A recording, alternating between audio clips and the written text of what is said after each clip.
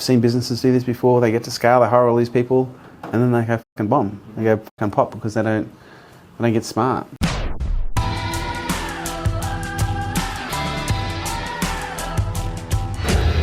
feel like you're staying landed in the meeting? I think so. I'm just concerned it's going to be another distraction. From? The distractions. I don't know. I'm a little bit nervous about, yeah. I don't know why.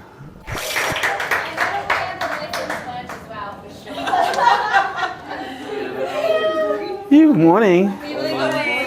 Wow, where do I sit? Raji took your spot. Raj has got my spot. Focus! Don't get distracted by the handsome man. You're excited, alright. Weaknesses. I think communication in general is a little bit of a weakness in a few different areas. It has been this quarter. Yeah, definitely. And Instagram as well. I don't know. I don't feel Instagram is a... I agree. In terms of growth, it's strong, but in terms of our content on Instagram, considering the amount of resources we have, and again, this is one of those things I keep fucking banging it, like, you know, the fitness content, and not that we should abuse the fitness content because we know we can go too far with it, but the organic content and the fitness content we know works really, really, really, really well.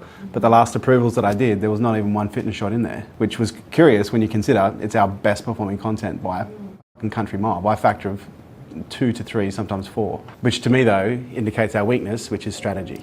And there are key specialist skills that are required in these departments that we lack, and we kill anyway.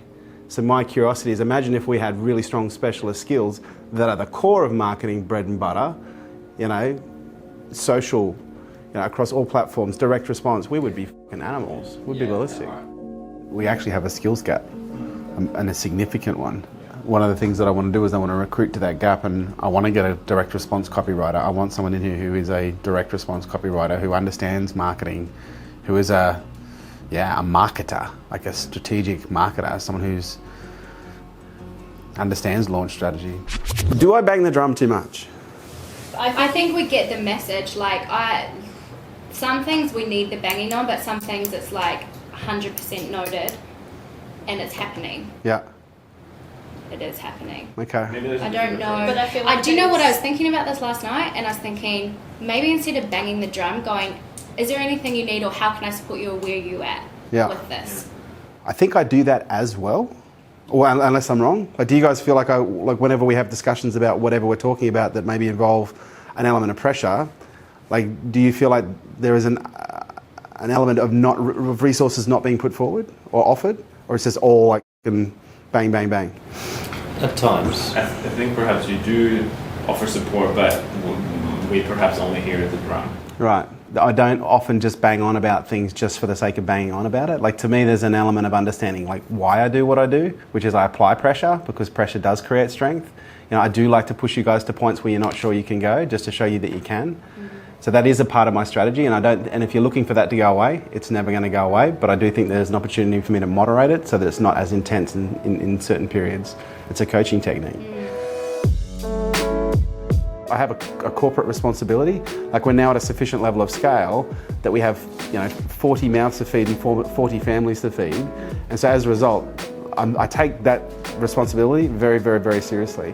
But please don't misinterpret, like, when I start talking ROI, and if you guys don't know this, I don't take profit out of this company. I haven't for the last 8 years. Like, to me, this is about a movement. This is about what it is that we're here to do. But in order for us to do it successfully, we've got to be commercially smart. The more commercially intelligent every single one of you are, the more valuable you are, not just to me, but also to yourself and to your own future. And so to me, this is about all of us becoming really commercially savvy and going, right, it's one thing to have a great brand. It's one thing to have great content, but how do you monetize that in a strategic way that creates a sustainable business that has greater impact at large? And I honestly believe that we're at the very beginning of something massive, and it's not even. We're barely even started. Because put it this way, most companies can't do what we do without having that done well. Yeah. But we are doing well in spite of not doing that well. Okay. So we have to slow down, go backwards a little bit, get this really tight, so that everything we do is. We may not be able to do as much, but what we do is really on point. How do we break this down? Well, that's why I need you. That's where I need some help from you guys. But I don't know. There's a part of me that's also a little bit nervous because I'm bringing the rhetoric is turning more towards ROI and money, and I'm like, yeah, it's not my thing. Like, I don't want it to be that way. And even when I was saying in there, I felt really incongruent. I was like, oh, I've got to move it. But at this size, you just got to be, like, my sense is I have to be commercial. But it's so out of, like, it's so counter to what got us to here, which is let's just focus on good content, focus on what we love. But it's almost like, okay, that strategy worked to here. Now we got to, or do we? Maybe we just keep. Are you focusing on ROI because we have such a big team, and you're like, why are we not? Like, we're 18 people. Well, we're 18 people, but we're not producing for 18 people. And so I'm like, well, you know, that wages bill's massive. Yeah. So, you know, I'm just trying to be commercial and go, well, I've seen businesses do this before. They get to scale, they hire all these people, and then they go fucking bomb. They go fucking pop because they don't get smart. Yeah, you're being heard. And I don't think it's been taken as like, oh, he's just wanting money, or like, we need ROI. Okay. Like, it's causing healthy strategic thinking. All right, let's do something fucking crazy. Oh. We're very lucky, whereas in this business, it's not, well, it's all about the business. It's not. Like, it's about what do you love? Tell me what you love. Let's find a way we can take what you love and make it ROI positive. It's the same thing I do with business owners. What do you love? Okay, let's find a way to commercialize it. Let's put a commercial framework around it and make it productive. As I've sat here listening to every single one of you, my major thought has been, how can I leave you with something that will stir you, but at the same time inspire you to whatever it is that you need to do next? And so there's a little part of me that's a little bit nervous about making ROI a focus, because ROIs just happen naturally and organically as a part of us expressing what it is that we love.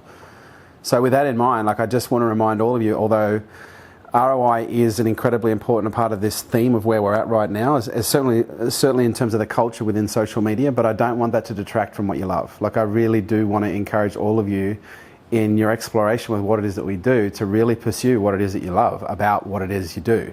Because one of the things that I know is when you pursue the things that you love with vigor, you naturally add value. You just naturally add value, and as a natural consequence, there's a return. Like, when I produce food, when I make food, when I love the food that I'm making, people love it. They eat it and they're like, oh my God, this is the best thing I've ever fucking eaten, because love is a key ingredient.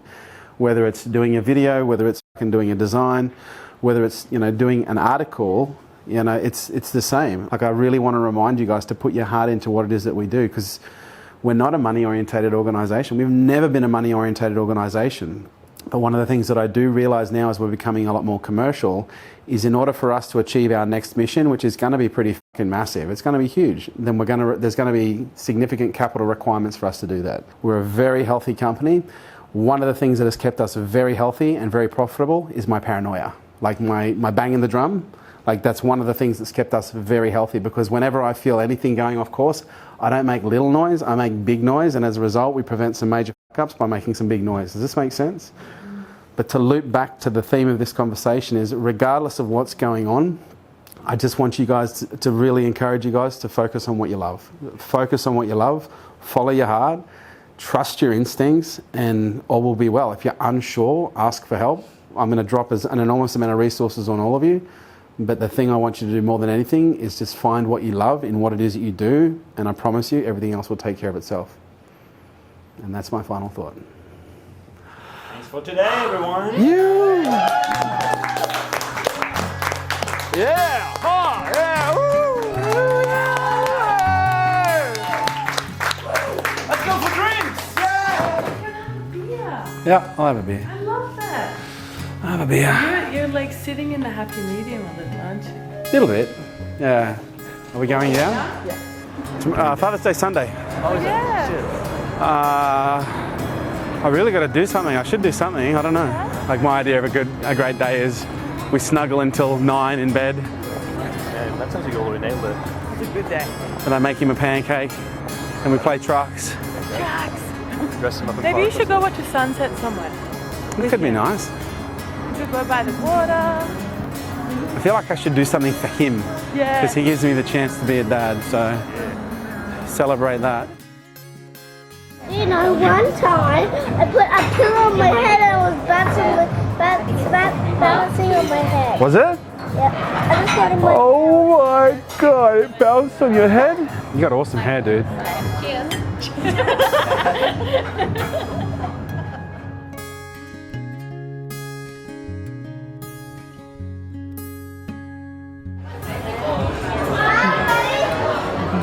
you.